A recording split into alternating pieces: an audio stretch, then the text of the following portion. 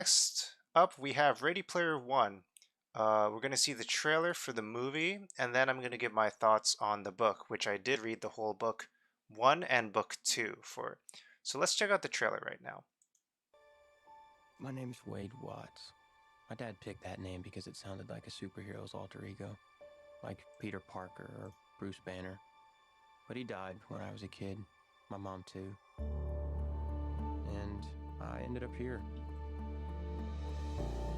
sitting here in my tiny corner of nowhere. There's nowhere left to go. Nowhere. Except the Oasis.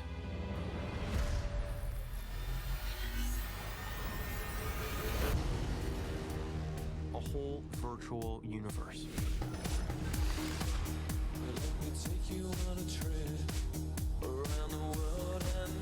People come to the Oasis for all the things they can do. But they stay because of all the things they can be. Can you feel this? Yeah. It's the only place that feels like I mean anything. The Oasis was the brainchild of James Halliday. Hello. If you're watching this, I'm dead. I created a hidden object, an Easter egg.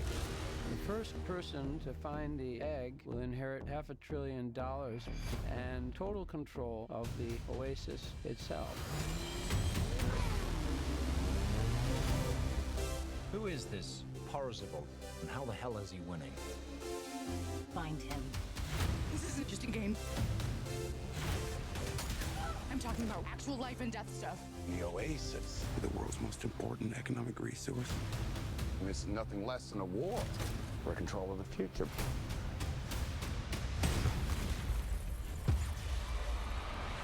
Welcome to the rebellion, Wade.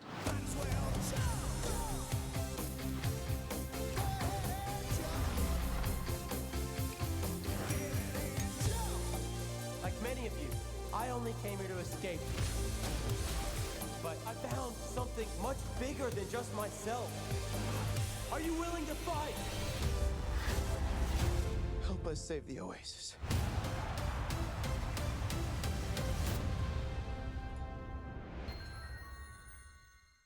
Nice. And the little coda there from composer of this film, Alan Silvestri, who also composed uh, the Back to the Future soundtrack, if you might recognize that. Tracer from Overwatch, that was random. It makes a little more sense in the context of like other trailers and like the whole movie itself. But yeah, the basic premise of this movie is that uh, the main character Wade Watts is that Wade Watts is in a world where it's like the year 2045, and humanity has sort of given up on solving its problems.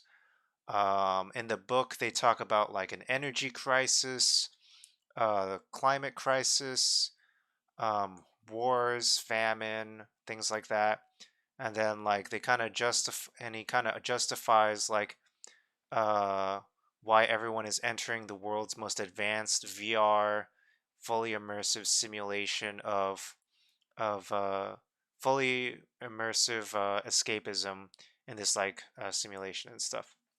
And yeah, and in this universe of the Oasis, you can like go on any kind of planet where you can like go kind of on any kind of vacation, explore any different number of worlds from like fiction, books, real world places, movies, and yeah, there's like whole companies designed to like make these different worlds and stuff. And they'll have references to all these different things of pop culture. So even in this race scene, you see like King Kong, and you see like the Mach 5 racer, and like you'll see like Battletoads and like Halo characters, and yeah, and yeah. So yeah, hey, Useless Happy. Let's give a shout out to Useless Happy. I did see you. I just wanted to finish my thought. Um, what's up? So yeah. And then you see Gundam and like I think a glimpse of the Iron Giant there. Feels outdated in 2023. Yeah, it does feel really weird that like I don't know. So to give put this in context, this movie, sorry, let's start with the movie. This movie came out in 2018, and I believe this book, the book that it was based on, came out in 2011 if that I have that correctly. Did I have that correct? Um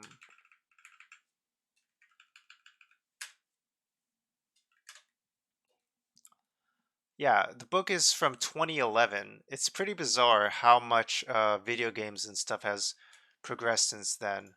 Yeah, then so this first book came out in 2011. It takes place in a dystopia set in 2045, where they're on a search for an Easter egg in a virtual reality game. And if you find this secret Easter egg, you'll inherit the game creator's fortune.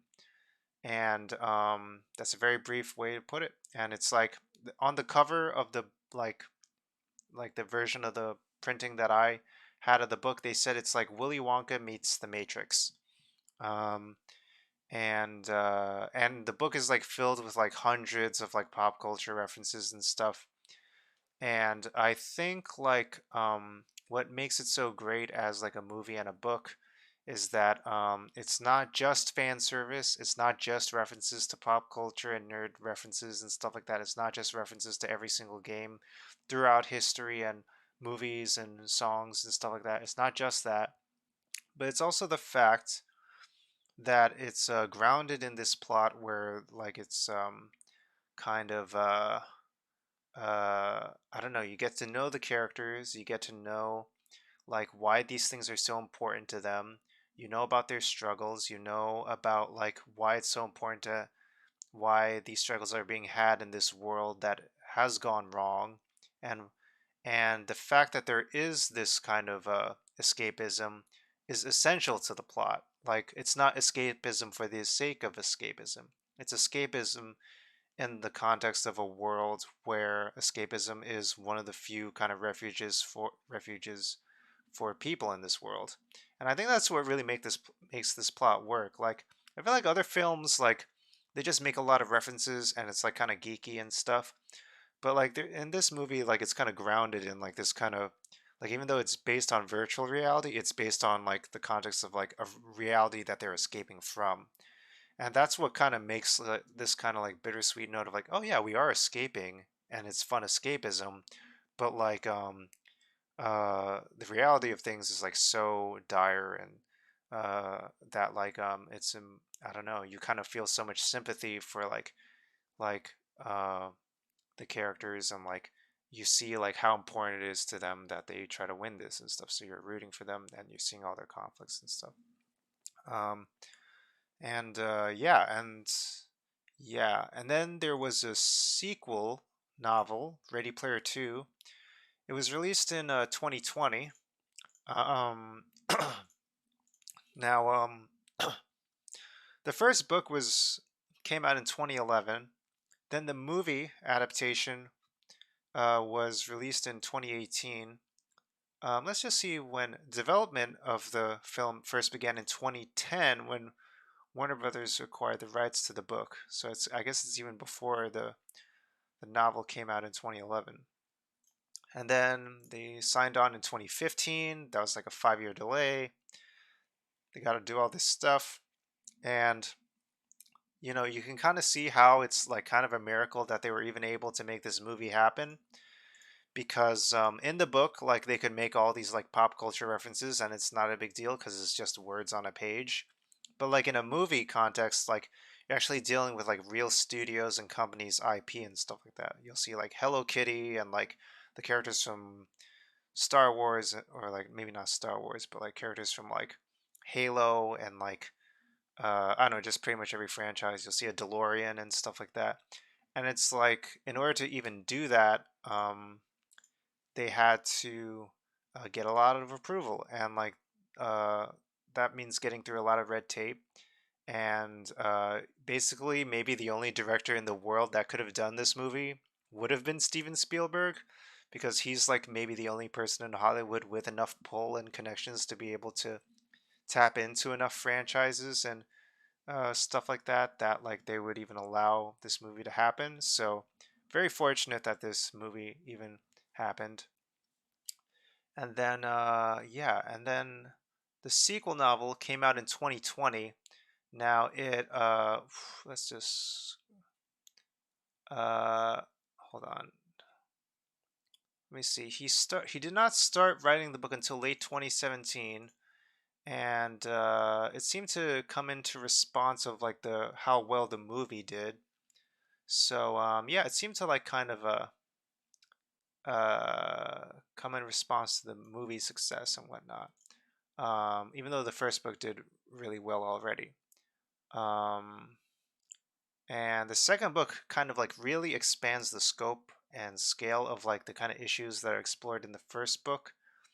I really don't want to give any spoilers because it kind of does a lot, and there is kind of a similar kind of like quest for this kind of secret hidden thing in where you have to solve where the main characters have to solve these puzzles and like try and win this kind of secret game, but it's on a different scale of issue, and it's a whole different kind of set of problems with like a lot of twists and turns that I thought was actually pretty good.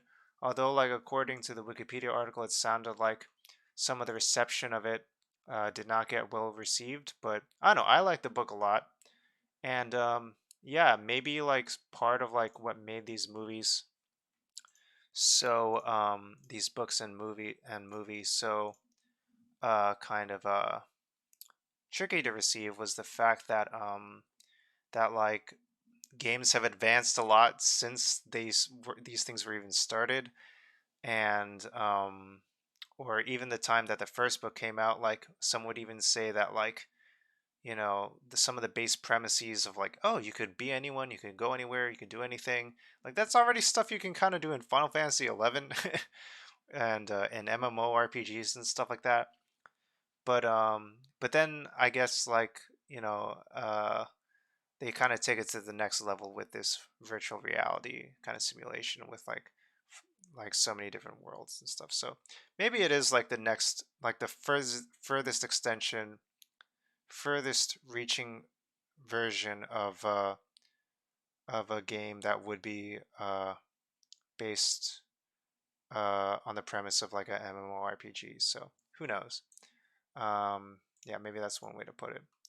But yeah, I don't know. I enjoyed the book a lot, and I also read this book as like the first book I read in the library in like years, and I knew I needed to get into. I wanted to get back into reading fiction again, and I was just browsing through the fiction section, and I was like, okay, what would kind of be something that would be a way for me to dip my toes back into fiction, and something kind of sci-fi. And I thought, oh, I saw this movie recently, Ready Player One. I liked it, and I guess like I'm already a games person, and I'm on Twitch and stuff like that. So why not like do something games related? So yeah, I started with Ready Player One, then Ready Player Two. Now I'm on Jurassic Park, and maybe this might be a theme for me, but we'll see where it goes. But yeah, it was kind of a nice way to get back into reading books again, and it's a pretty light read. It's pretty fun, and uh, yeah, the second book is a little less light. It's even more dystopian than the first book, even though the first book is in a pretty dystopian world. But yeah, um, yeah, there's like I don't even know where they would go for the third book, because it just kind of leaves off on like, yeah, I don't know. I don't even know where they're gonna go for the third book. They have a lot of things they could do, but it just kind of opens up a lot of possibilities, I'll just say. But yeah, very, very cool books and movie for sure. Yeah, let's check out this action sequence again. Gundam, Iron Giant. Yeah, very cool. That's enough of Ready Player One. So this is Ready Player One. If you want to see the trailer yourself, it is pretty much just Fortnite. I mean,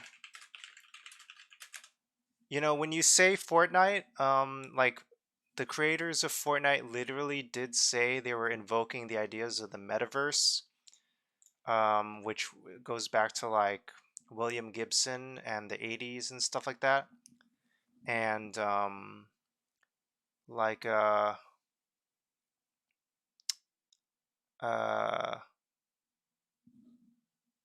and I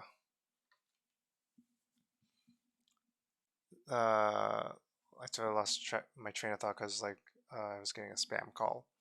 But yeah, it does get invoke the themes of the metaverse, and then like Fortnite was invoking the themes of the metaverse, and then Ready Player One was following up with the same ideas. There's like a root kind of like shared lineage to that concept. So except uh yeah, Snow Crash. This is Neil Stevenson. But um yeah yeah, Fortnite did it before, but you could even say Second Life did it before that. And then of course like Facebook keeps trying to invoke it, and but I don't really know how far they're getting with it. But we'll see. Um and yeah, so that's Ready Player One.